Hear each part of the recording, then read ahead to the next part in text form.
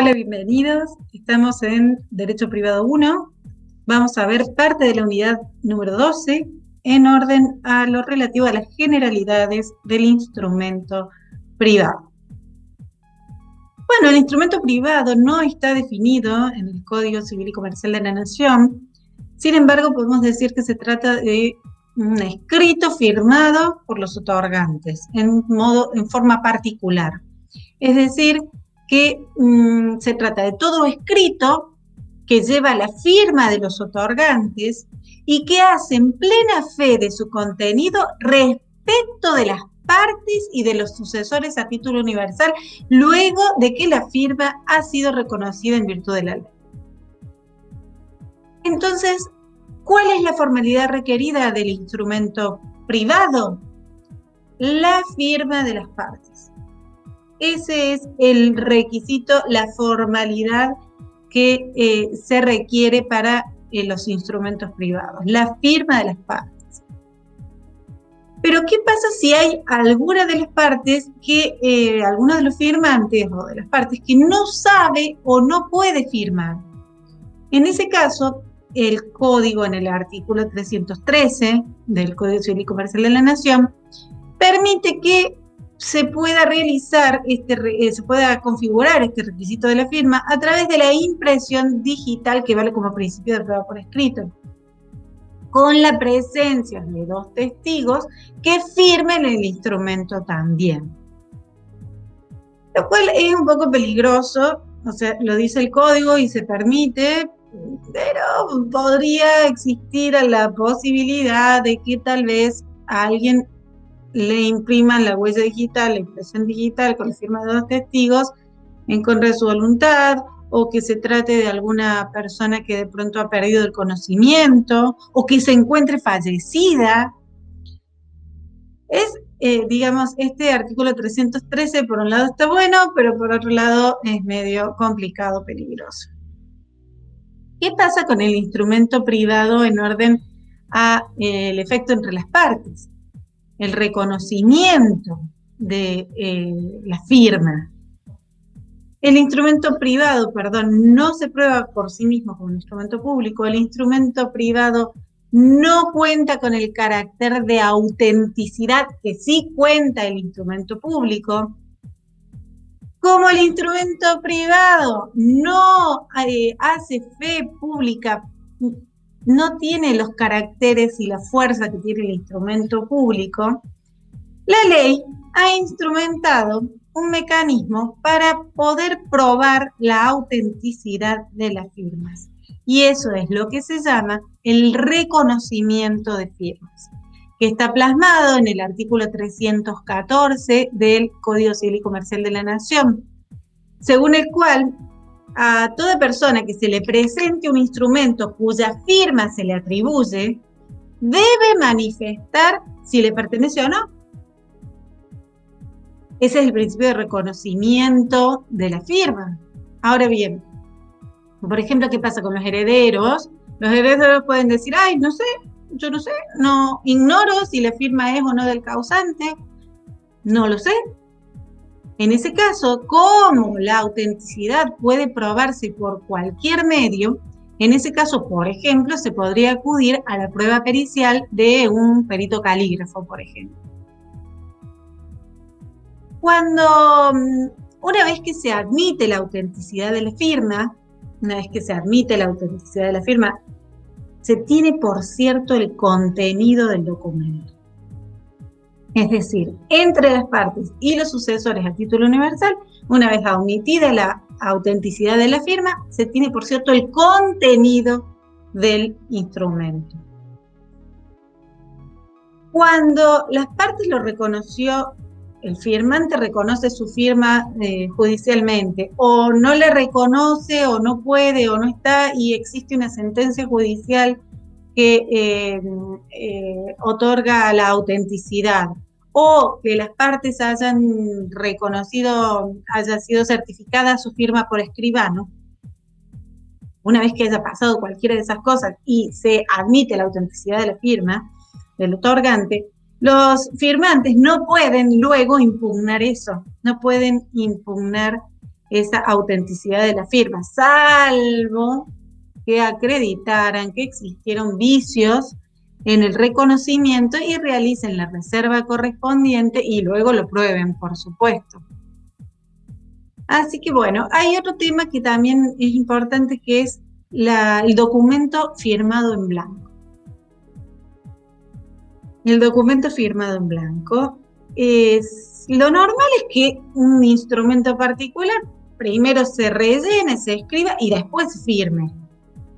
Pero, atento al principio de libertad de formas, podría ocurrir que yo deje una hoja, un firmado en blanco, y le dé a otra persona, por ejemplo, para que lo rellene de acuerdo a las instrucciones pactadas. Esto se rige por las reglas del mandato, un mandato tácito. Yo firmo y le doy el mandato a otra persona para que, conforme las instrucciones acordadas, lo rellene. ¿El firmante puede impugnar ese contenido? Lo firmó en blanco y se lo dio a otro para que lo rellene conforme las instrucciones. Y sí, puede impugnar el contenido mediante la prueba de que no responde a las instrucciones dadas, pero lo tiene que probar.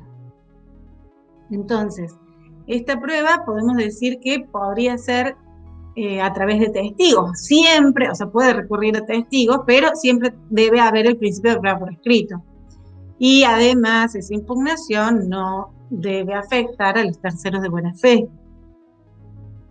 Otro caso, ¿qué pasa si yo firmé en blanco, firmé y de pronto el otro me sustrajo el documento y se salió corriendo? Es decir, le sustrajeron el documento en blanco en contra de la voluntad del firmante. Bueno, en ese caso no le es oponible al firmante, claramente, y queda salvo, eso sí, los terceros que hayan adquirido derechos de buena fe y a título oneroso. La verdad que esto de firmar en blanco un documento implica un acto de confianza del firmante, un acto de gran confianza. Yo diría que lo piensen bien antes de realizar una firma en blanco, salvo que tengan plena confianza y fe en que la persona que lo va a rellenar va a responder a las instrucciones pactadas, acordadas o dadas. Complejo. Y otro temita más a tener en cuenta en esta revisión genérica de los instrumentos privados es el tema de la fecha cierta. Nos interesa porque va a hablar del efecto frente a terceros. Es decir, la eficacia probatoria de los instrumentos privados debidamente reconocidos se extiende a terceros a partir del momento en que esto está regulado en el artículo 317 del Código Civil y Comercial de la Nación, según el cual la eficacia probatoria de los instrumentos privados reconocidos se extiende a los terceros desde su fecha cierta. ¿Cuándo adquiere fecha cierta? ¿Cuándo se adquiere fecha cierta? Se adquiere fecha cierta el día en el que acontece un hecho del que resulta como consecuencia ineludible que el documento o ya estaba firmado o no pudo ser firmado después. La prueba puede producirse por cualquier medio, dice el Código, y debe ser rigurosamente apreciada y evaluada por el juez. Bueno, en este caso, para dar ejemplos, algunos supuestos o casos de fecha cierta, por ejemplo, podría ser el día de que falleció el otorgante, por ejemplo, el firmante, el otorgante del instrumento público falleció, el firmante o el testigo, y bueno, va a tener esa eficacia probatoria frente a terceros, que es un hecho que ineludiblemente dice que no pudo haber sido firmado, por ejemplo, luego de la fecha del fallecimiento. Es decir, esto que decía el 317, de que se trata de un día en donde ocurre un hecho, por ejemplo, como dijimos recién, el fallecimiento del otorgante, del que resulta como consecuencia ineludible que ese documento o ya estaba firmado o no pudo ser firmado después. Bueno, ese es un ejemplo, por ejemplo, de un supuesto de fecha cierta.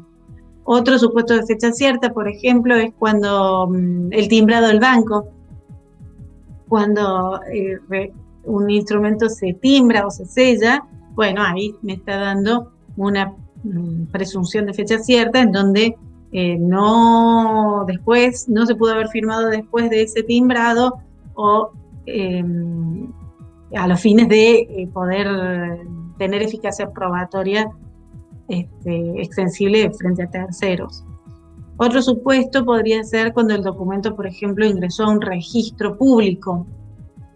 Eso puede darle fecha cierta también a un instrumento privado, por ejemplo, cuando se exhibe en un juicio o en cualquier repartición pública. Si yo llevo un documento y es exhibido ante el juez o en un juicio y eso queda registrado, plasmado, bueno, desde ese momento de la exhibición podemos hablar de que eso le da fecha cierta al instrumento.